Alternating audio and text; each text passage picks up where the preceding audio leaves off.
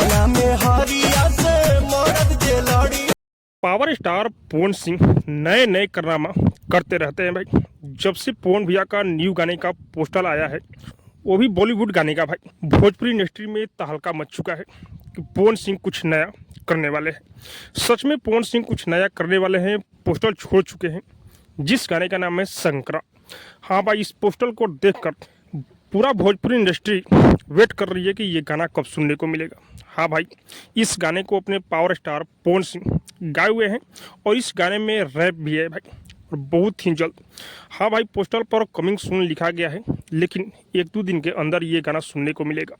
पवन सिंह भोजपुरी का सिंगर और एक्टर ही नहीं, बल्कि भोजपुरी का धरोहर है भाई। ये गाना बहुत ही ज़बरदस्त क्वालिटी का होने वाला है और बहुत ही बड़े लेवल का ये गाना होने वाला है भाई।